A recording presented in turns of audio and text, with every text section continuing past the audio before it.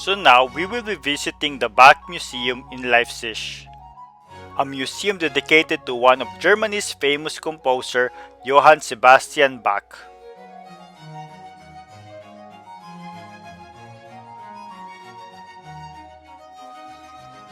So as we enter, let me tell you a bit of history about this building.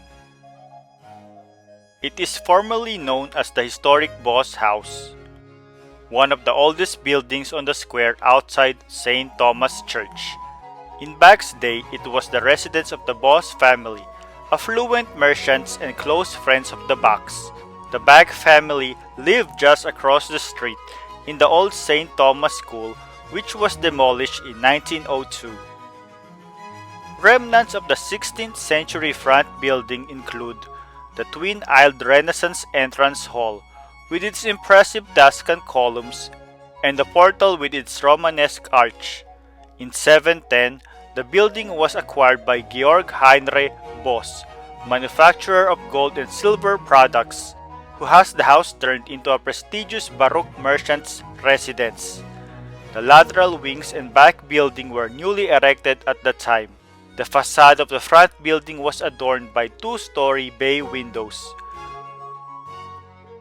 In the rear building, Boss installed a magnificent banqueting hall, fitted with wall mirrors, a musician's gallery, and a movable ceiling painting.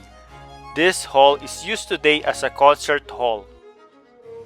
Then it became the Richter Art Collection Gallery, because during the second half of the 18th century, the Boss residence housed an important art collection. Boss had begun to amass paintings, engravings, coins, and medals. His son-in-law, Johann Zacharias Richter, who married Anna Magdalena Bach's close friend, Christiana Sibylla Boss, added an extensive art collection of his own. Richter's son, Johann Thomas, enlarged the collection further and opened it to the public. A century later, it became the Paul de Witt's Museum of Music History. In 1893, the instrument collector Paul de Witt opened a private museum of music history on the premises of the house. Again, the building claimed the attention of the general public with a precious collection. Apart from a host of historical music instruments, de Witt gathered musical manuscripts, letters, and portraits of composers and instrument makers. Until his death in 1925, the house was a meeting place for instrument makers, artists, and publishers. One of the instruments exhibited at the time is the organ console from St. John's Church, which Bach personally examined in 1743. Finally, the house became the Leipzig Bach Museum and Archive. The history of the museum eventually began in the 1970s after Dr. Werner Neumann, former director of the Bach Archive, had pointed out the relationship between the Bach and the Boss families. In 1973, a small Bach memorial was established in the entrance hall of the Boss house. After a 2-year extensive reconstruction in March 1985, the Bach Archive moved into the former residence of the Boss family, where it also established the Johann Sebastian Bach Museum, Leipzig. The first permanent exhibition consisted of 4 rooms on the first floor of the front building, as well as 2 small rooms for special exhibitions. The first extensions was added to the museum in the anniversary year 2000 by including 2 small rooms of the neighboring building. The special exhibition room was enlarged, and a listening studio and media room was added. In the year 2008 to 10, the building again underwent major reconstruction. On this occasion, the museum, now referred to as Leipzig Bach Museum, was considerably enlarged and reconstructed.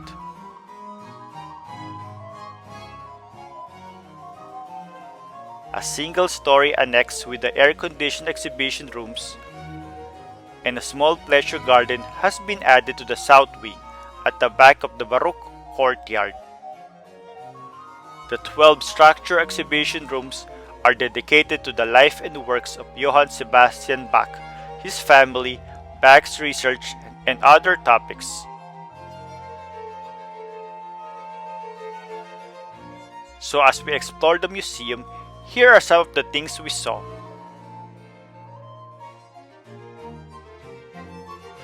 At the entrance is the bust of Johann Sebastian Bach. The marble bust in the museum foyer is of Bach as he looked at about the age of 60. It was created in 1897 by Carl Ludwig Seffner, who, along with Max Klinger, was Leipzig's leading sculptor of the time.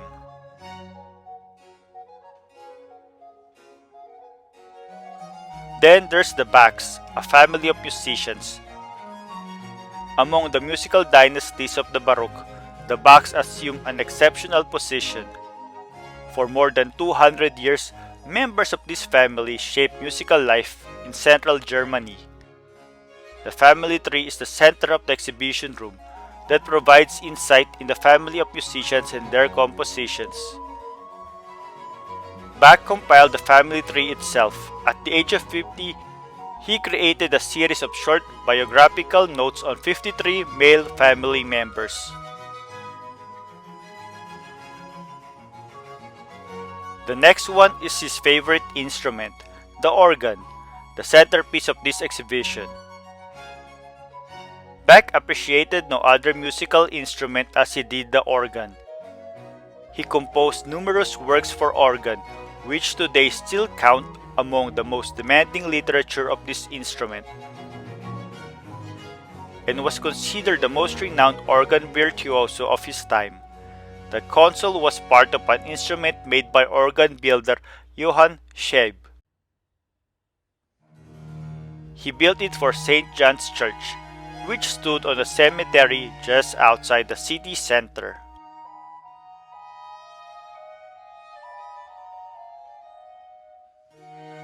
The next is the Bach's Orchestra. This room is devoted to the world of Baroque instruments. The exhibit are a series of historical musical instruments.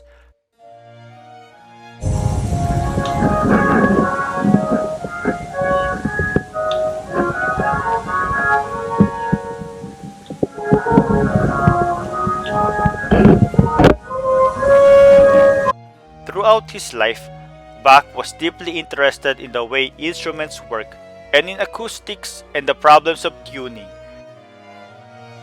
He made use of the wide range of tonal possibilities which orchestral instruments offered him, and quickly began to integrate newly developed instruments into his compositions.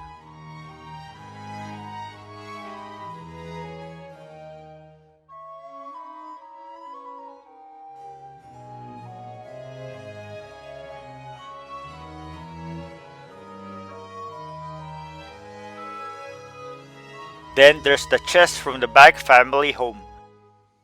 This heavy iron chest is the only piece of furniture known to have come from the Bach family home, though the fact was only discovered in 2009.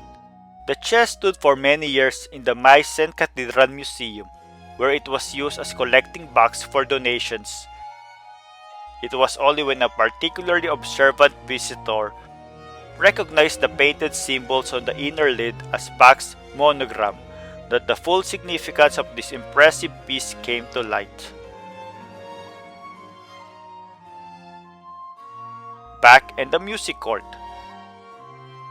These illuminated display panels in this room focus on Bach's diverse contacts with the royal courts. Bach was employed at the court for 15 years. From 1708 to 1717, he was the court organist and concertmaster in Weimar. And from 1717 to 23, he was the Kapellmeister in Cothen.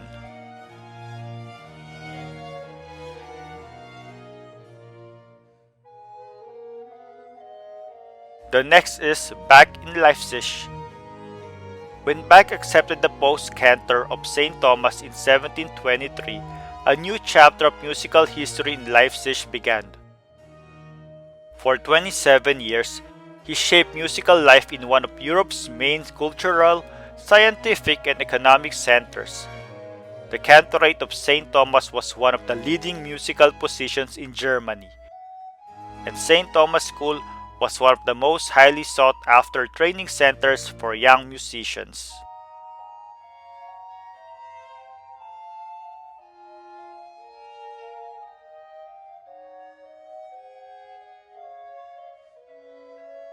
The painting of an armory.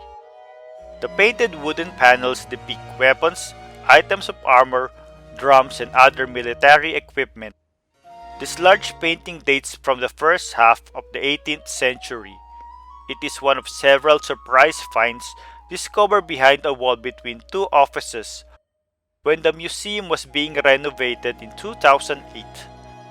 The individual panels have only survived because they were taken as filling material. Wallpaper fragments. These remnants of historic wallpaper came to light during the renovation work. It is an evidence of the sophisticated lifestyle of the former occupants. Several layers had been papered over each other. The luxurious rose-tinted wallpaper was one of the most fashionable decorative patterns of its kind at trade fairs in around 1800. Finally, there's the garden. The little museum garden resembles the pleasure garden which the Boss family had laid out in the same place in the early 18th century. This kind of house garden was an extravagant luxury in those days. The densely built city center generally didn't normally allow such precious space to be used in this way.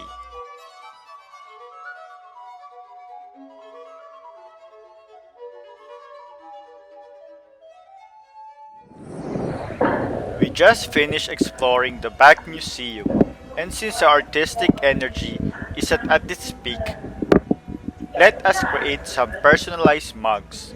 Like this, and you can put water on your hand. Oh, really? Nice.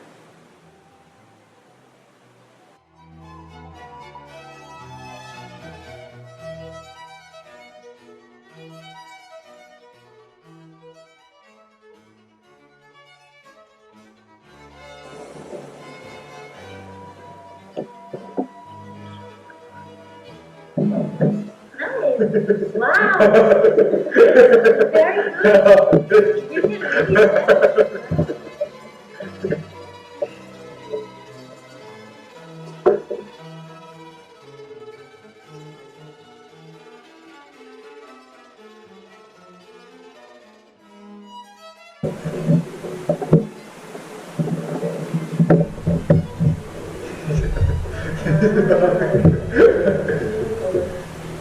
And on the bed, in the Bach's dog? Yes, I tried to do her dog. She said she wants her dog.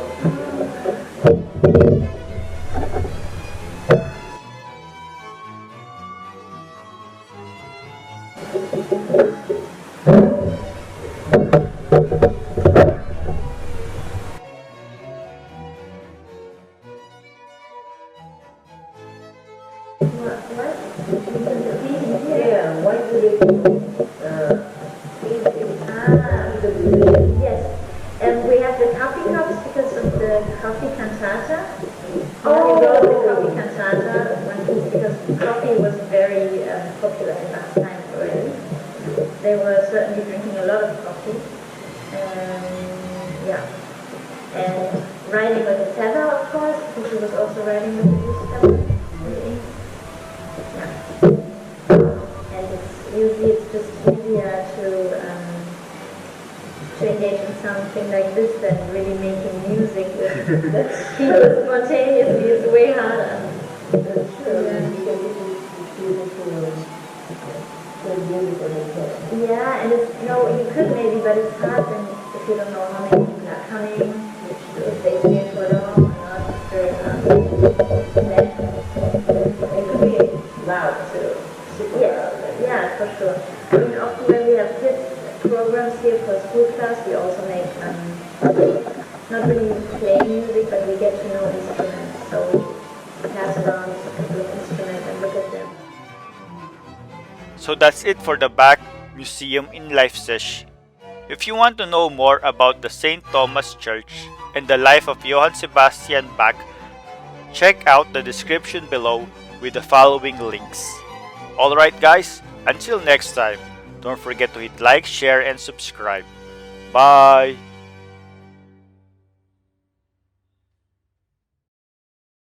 So guys, if you like our videos, please subscribe to our channel and feel free to comment. Hit the bell, hit the bell, hit the bell, hit the bell. Come on guys, hit the bell. For notifications. And don't forget to share. And like.